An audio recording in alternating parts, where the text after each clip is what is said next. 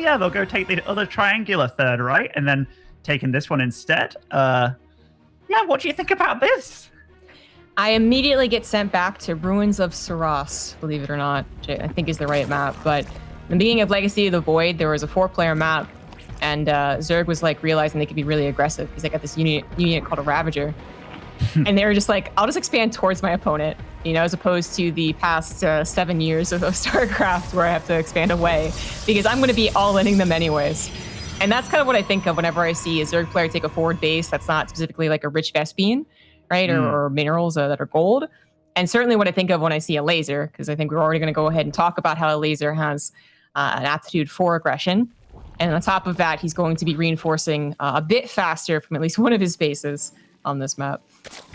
Yeah, when we do talk about Elazer, you're totally right. He is very attacky prone. I remember when Elazer first came onto the scene, and I remember being sat backstage with Nurture somehow, and Elazer, he cheesed somebody. And I remember being like, man, Elazer all-ins all the time. And he's like, right? Like, and Nurture turned to me, he's like, right? He really does. He's just a big cheeser.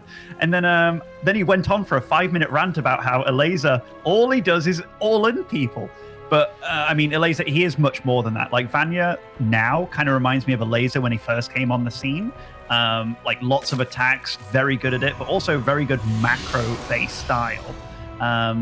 Here, though, seeing Elazer go up against Harstem, I am interested to see what both these guys bring out, because obviously Shield Battery is a little bit different to how they used to be. Void Rays have come into the mix as well. We do see Harstem opening up with a Stargate after the hatchery block, and he hasn't spotted like a third going down just yet or anything. So I wonder. Yeah, it's got to be scary. I mean, he's really keeping tabs on his opponent as much as possible, you know, keeping the probe around as opposed to immediately sending it back. And then the Adept was to get the follow-up scout, but I mean, you see this setup and you're kind of like maybe even immediately thinking like, do you just do something really obvious and Ling all in me? Like, no, because that'd be too obvious, but it could have worked. Like, and then the Oracle is going to get that kind of final, hopefully, scout that you would need. But I wouldn't even be surprised if Elazer used this to start spreading creep in an aggressive manner and then brought like Queens along with some type of all-in, because we have one of those builds. I feel like every season, every map has one that's like okay for it. And usually it's something like Submarine, of course, or Lightshade that share very short rush distance. But I'm throwing all these things out because Elazer can do that. But this could also simply be him hoping that Harstem is also going to be second-guessing himself and going, okay, what does this mean? What is going to happen? And then he actually just like takes the map and plays a really solid macro game, because you're absolutely right. Elazer might be known for being aggressive, but you don't become as good as Elazer has been and is currently while only cheesing and all-inning. No, exactly. Like, he is actually very solid here. You got that Ling just kind of patrolling up at the top, making sure that nothing's coming out from the top of the base.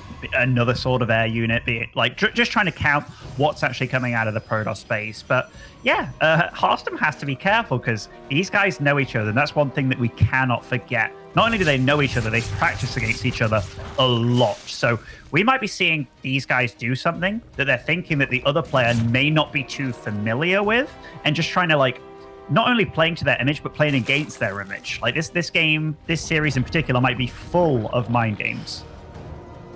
That's, I mean, exactly what I was thinking when I saw the Twilight Council. I was like, oh, okay, so this is going to be interesting.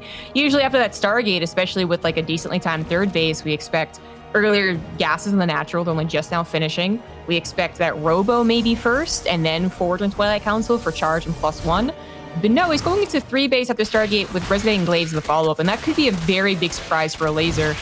I do wonder how the timing will work out, but we'll get into that in a second. Oracle's finding some Queens a little off guard, and Ling's finding Adepts off guard. I doubt they'll be able to kill the actual Nexus, but getting kills here and there on both sides. I feel that this was a better trade for Elazer, though, purely because he got to see the extra Adepts, right? Oh my gosh, after seeing like 6, 7 Adepts, he's like, okay, now I'm going Nidus because I know what you're up to. And he's starting to make roaches as well. But this is what we talked about. Like, Elazer, he's good at this stuff and he's very calculated. Like, again, I've seen him talk to players like Serral where he's like, yeah, if you see X, Y, and Z, you can definitely kill it. And that's his response. Instead of like how to macro and beat it, it's like, how can you kill something? So we're going to see how this is going to work out for him. I mean, even if Elazer wasn't already planning on being aggressive, certainly seeing a decent amount of Adepts already has to warn you to build at least some army, and he would be capable of it. Now the Adepts see a decent number of Queens if the Oracles weren't already counting, and there might be in Harstem's mind right now, oh my god, it's a Nidus Worm, but I don't think so. He's not started up any shield batteries. His Robo only just finished, so it's not like he could be building Immortals anyways. And that Scream is absolutely terrifying right now. As Adepts bypass it, see that it's already on the way. It's certainly not all of it. There we go, pumping out every last unit, gonna start spreading that creep, which is already halfway across the map, even without that Nidus Worm. Ling's going to that third base. This is gonna be an attack every which direction. It is, and like spawning a Nidus in your face, and Harstem, he barely has anything that can deal with the Roaches right now. The Oracles are out of energy almost entirely now. No shield batteries done yet. The Immortal, the first Immortal has popped out in the Nidus. Elazer's here at your front door. This really caught Harstem with his pants down. Now, one Immortal is even not really doing a fantastic job because it's taking on Queens. Like, Queens don't die that fast to it. I'd love to be on the front lines with those shield batteries helping out, but it's not. So Stalkers, Adepts, Sentries going down, shield batteries making them live a little while longer, but they're not exactly killing the Roaches themselves either because Queens are still able to transfusing. They're out of it now, but they're here to protect against the Oracles. Any Voider that might have popped out as well, right? It does seem like it is a matter of time before Harstem is going to be broken, but I guess he just holds up in his natural and hopes that he can play out a game after Elazer retreats. But I don't think Elazer's going to retreat, so instead he just taps out. GG. Game number one goes to Elazer thanks to a really nice Nidus Worm. Harstem was not at all anticipating. He definitely was not anticipating that. Like, you saw it. He went for the attack and he's like, wow, that's quite a few Queens and quite a few Roaches. And then it's like the flank of the Nidus almost on those Adepts that were going back home. But yeah, Harstem's plan, this is very much, you can feel this as a Terran player, right? Like when you're trying to harass Zerg, you're thinking like, oh yeah, now I'm going to harass with the Hellions. Now it's going to be the Banshee. And then all of a sudden a Nidus turns up and you have nothing to deal with the units in your base kind of thing. But yeah, I mean, it was very, very clean by Elazer. It was obviously cleanly executed. And it was just a few things that he saw. He was just like, oh yeah, I see this number of Adepts. I'm going to Roach Nidus you. Like it was very much a kind of like, I've seen this before. I've practiced against it before. And a lot of these players, they spend so much time practicing and ironing out their builds, but there was just seeing that number of Adepts and maybe knowing his opponent a little bit. Elazer was just like, okay, now my kill key is engaged, and there was nothing that Harstem could do to stop that with what he showed. Yeah, I'm also kind of surprised that Harstem, I guess, maybe stuck to what he planned. You know, usually that is a very powerful thing to do, come in with a plan and kind of stick with it, especially if it's going to make you not doubt yourself and kind of like whiffle waffle. But I don't know, going into Resident Enclaves against someone who went for that forward third base against Elazer specifically, who's probably going to be matching your aggression with even more aggression and more of an all-in than you're doing with just a couple of Adepts. I thought he actually was playing in a way that, yes, it made absolute sense that Elazer would try and punish it. You know, and Elazer is the guy who would punish it. I don't want to say like Harstem was asking for it because that might be a little too extreme, but it just wasn't, I didn't think it was that safe of a way to play, where if he did go for like a bit of a faster Robo and then into the charge Immortal, I mean, would that not have been a better setup? These Oracles are still trying to get the scouting done, and maybe he still doesn't scout the Nidus Worm, but still he'll have at least 2 Immortals, I think, before the push is actually there. Can pump out a Warp Prism to help with the micro. Obviously, the best case scenario is scouting the Nidus Worm, but I actually thought the build up to it could have been a bit better for Harstem. You just made me think of like the next stage of casting in StarCraft 2. Like, oh my gosh, he's asking for it. Like we start talking about player strategies and stuff like that all the time. But no, you're totally right. It was it's one of those things, right? If you go for the hatchery block very early on, you think about the natural being further away, so Adepts can get between the bases a lot quicker. But if you totally bypass that stage of the game as Elazer, and he kind of did, right? He just went for it. Anyhow, spawning over in the bottom right-hand side, play for Team Liquid, it is Harstem.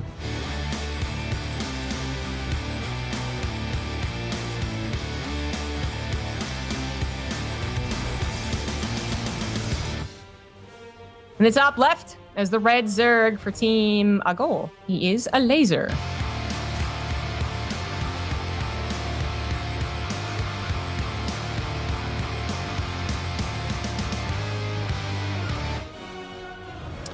Okay, so the difference this time is Harstem did not go for the hatchery block at all, and didn't even go for the scout at all either. So, you know, say if he was getting 12 balls, it might be a little bit risky, might be a little bit, you know, but it's good to just mix up your scouting patterns in general and how you do stuff with probes, because maybe he was thinking, if I go for the hatch block again, which Elazer might be thinking about, maybe Elazer goes for like the 15 hatch instead of the normal one, meaning that kind of dented his economy a little bit, and then Harstem plays as greedy as possible. It's these kinds of little mind games, these little opening edges that you can try and shortcut against your opponent that can get you little edges here and there. It seems to be kind of a dangerous thing to do specifically on this map. It is the shortest map, but fortunately for Harstem, Elazer is not choosing to do anything aggressive. I do always think back to like Drogo made a post a couple of years ago where he kind of went into detail about his preparation. And, you kind of think about like, oh, isn't a scouting probe always worth it? In your league, people listening, probably yes. In the professional league, right? He talked about how a not probe scout, I think it was like something like a 7-second difference on the timing of DTs, like something that actually ends up being kind of crazy down the line. And he specifically doesn't probe scout because he needs that to hit as fast as possible. And I read that and I was like, dang, like you always know there's something like a little bit of a difference. To see it quantified like that, that's when it really hits. And you're like, okay, that's why sometimes people choose not to do it. Yeah, absolutely. Like there's always these little edges and shortcuts that people are trying to cut. It's just about trying to figure out which ones are actually worth doing. And when you're playing a series as well, when it's not just one game, it's about showing your opponent what you're willing to do very early on. And those kind of things, very much worth doing in the game of StarCraft. Because I know a lot of people think like, oh, you win if you have better micro and macro, right? Like, no, wrong. Like builds are also a massive part of it. And just trying to manipulate your opponent into doing what you want them to do. Mm-hmm. In fact, I would say that a lot of people, if you talk to like the pros, and there's even like, it was Snow was interviewing like TY and Sats, a video out there. It was actually subbed. You guys want to check it out? Like they even talked about how much more like strategic StarCraft is and how much more depends on those build orders. So yeah, definitely. If they're saying it, it's definitely true.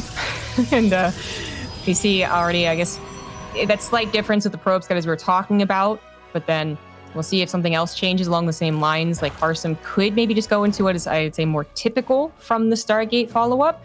But there's a couple other things you could do. I mean, there's a 2-base all-in that like, who's in favor of it? Peely really likes 2-base all-in from this. I remember casting that for the qualifiers. And then there's like the Archon follow-up could have happened, still kind of happens for some people. It does seem like it is that faster third Nexus, but still no natural gases. So it's not the, again, typical quote-unquote build that I'm used to seeing. Oh, okay, get some now. All right, maybe it is. I'm so sad for Elazer because that Ling over by Harstem's third, I don't think it actually sees it. And it is perfectly placed to check out the third, but I still don't think he's seen it. So, I mean, seeing that go down when it went down would have been a massive tell for Elazer as to, like, just knowing what kind of thing Harstem's going for, because it certainly isn't going to be, like, some super-duper pressure from him. I didn't even realize until the Observer pointed it out, but Ling speed only just recently starting, so another bit of a change-up, bit of greed that Elazer figured he could get away with, and he was absolutely correct. It doesn't have to build that fast for Roach Warren for any safety either against what Harstem is doing. And Harstem does just add on the Forge by Council Forge, all in the same time. Perhaps we'll see how fast he goes into Storm, might be the next big question, or if he's going to do more of a kind of poke and prod off of those 3 bases. I guess we're probably all going to be looking a little more towards Elazer and what he does with the Roach Warren, and certainly Harstem will be too. Perhaps even more eager to get scouting into the natural after that Nidus Room last game.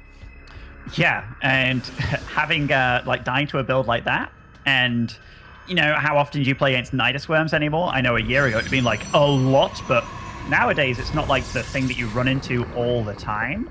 But yeah, Elazer so far, like there's no fourth, which always makes me go like, oh, what's he actually going for? And we do see a fast infestation pit as well by Elazer, which very often I see that and I'm like, okay, there could well be a Nidus popping down fairly soon because Swarm hosts are damn good. But yeah, we'll see what they're both gonna do from here.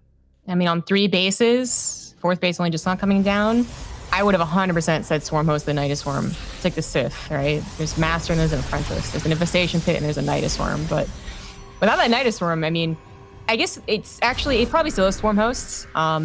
We have seen a couple of Zergs throw out the Swarm host and just literally come from natural to other side of the map. Even though the Nidus Worm adds on that definitely fear every time you hear a Nidus Worm pop up. And obviously it provides that retreat path. it can be more of just like a forward push with the roaches, with the +1, with the locusts, and then trying to actually bully your opponent as opposed to getting that kind of clever snipe gotcha moment. It's also like I heard you pointing it out earlier. Like Lightshade is actually one of the smaller maps, I do believe, and launching Locust into any one of these bases, as long as you have kind of mid control, which it looks like Elazer will have. He is marching his queens over, and Harstem does see now that it is Swarm Host. He's getting his +2, his Immortals out, his Storm is on the way as well, and he's starting to try and take control of that middle ground, which he has to do actually. Like these Swarm Hosts, you want to be forcing those to launch as far away from your base as possible, because your units can run away from them. Your buildings cannot. That's a good way of putting it. And of course, trying to use that little middle part that is so brutal to usually push through is also something that maybe he could have gotten a couple of units, but Elazer was paying attention. So still gets the pop of the Locust. So this little Locust, like very tiny Locust wave, is not going to be nearly as scary. But as I was saying, it's more just like a push. It's more like just trying to push into you as opposed to being clever or harassment with it. And let's see if it works. Lots of charge lots, couple of Archons. Not really any Immortals. They're being pumped out now alongside a decent amount of shield batteries, and he would love if Storm to just go ahead and finish. He's got High Templars ready for it. It's a solid enough setup to begin with, but Locust can really change that quickly.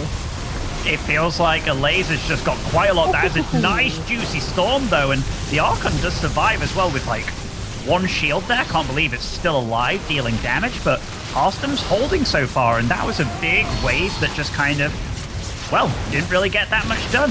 Elazer, for the first time in history, by the way, he needs Overlords, because he's been 184 out of 184 supply for a while, and he has quite a bank to spend. There's the overcharge, so just going to kind of try and wait that one out. Losing his queens already, so the Oracle's going to be able to help out further. Maybe even now you would pump out a Void Ray with the queens gone. Ravagers being added on, however, are going to just contribute to that DPS. Harstem seems to be doing a fine job. That supply is very deceiving in this scenario. As long as his shield batteries are up and running, even without the overcharge, he might just be able to crack it. 2 Immortals, 2 Archons, with that one Archon being extremely lazy. He's trapped. Get in there and help, dude. 2 Immortals still trying their best, and I think they do have their heart in shields, but where is the rest of the fodder? He needs more warpings. He needs more shield batteries. Oh, Harstem's microing out his heart out here. He's on 0 minerals, just warping in, making anything he can. A Void Ray is going to be joining the fray as well, but the supply, the onslaught of Elazer, it's just hard to punish right now, but 3 Immortals, they do stand strong. I love that he's getting a Void Ray. I absolutely love it. With them being a little bit cheaper, you could have afforded the old Void Ray as well, but yeah, with them being a little bit cheaper, absolutely go for it. And then one of the key things you would love to do against any Swarm Host play is try and get a Warp Prism. Not at the expense of your defense, of course. So we see like literally one Zealot trying to do some damage. It does. It actually gets some things done. A little bit of distraction and also that consistent threat that maybe makes Elazer pull back a little bit. But now we're getting the Night Swarm edition. It had to come at some point, as well as 8 more Swarm Hosts in Harstem. I think like really the hump for the Protoss is that 150 supply. Once they get kind of past that, I start to feel a lot more confident, kind of take a sigh, like, oh, okay, we're good. But until that point, and even at that point, let's be real, it is still a very scary engagement. What? That Immortal, how did it end up there? I don't even know. But now Harstem has to worry about the Nidus, which means the reinforcements arrive so much quicker, but also the Swarm Host count went up incredibly much. I think he doubled it. He's up to 14 now. Granted, Harstem does have better upgrades than the first time he held this. He has a higher Immortal count. That Immortal, I can't believe it. Even meeting a Ling as well, randomly. What path did that go on to survive that long? And actually even comes back. That's amazing. This Immortal might not be as lucky as Corrosive Vials on top of the other Immortals, but no, everything is going to be saved. Storms are also continuing to bank up, but now the Locusts are going a little bit more into the harassment mode. Excellent warp into DTs. He did out on a Dark Shrine. Saves the Nexus. It's very low, and the further Locust could be, what kills it. I think it will. But maybe the DTs can go across the map and get some revenge. Ooh, the Nexus does fall, and quite a few probes will fall to those Locusts as well. But Harstem's doing a decent job. Oh, that Immortal just kind of wanted to hug the Zerg army by the looks of it. That was not good for him. The Immortals are falling here for Harstem, and now he's down to 110 supply on only 2 Nexus as well. Yeah, I mean, I don't know if he was controlling that army at that point, but losing any Immortals is just catastrophic. Might be losing more. Plenty of shield batteries to fall back into, but just lacking the DPS, and Corrosive Vials are continuing to take them out. Elazer is still pretty comfortable in 4 bases, 62 drones as the DTs finally go across the map. There is no defense on Elazer's 4th or 3rd. These could actually do a lot of damage, but Harstem still has to hold back at home, and that's proving to be very difficult. These stealthy boys, a few of them are caught trying to catch the reinforcements, which is good. These Biles are just constantly making Harstem's life very difficult, but if he can snipe all the Overseers... In fact, are there any Overseers here for Elazer? These two DTs go completely uncontested. Oh my gosh, he's bringing them over now, and they do have speed. We'll be here in a hot second, but does he have enough army units left over even after the DTs? They are slicing and dicing and taking care of the Queen, so the Void Ray does survive. The two Immortals barely surviving, tucked in there as they were. And those DTs were a savior. They picked off the reinforcements. They picked off a lot of units on the front lines, picking off the Nidus rooms as well, and we even had some harassment. Unfortunately, Harstem doesn't know about the 4th base. He actually just doesn't know, and he didn't go and check, because I think that would have been with 3 DTs, like they'll be dead.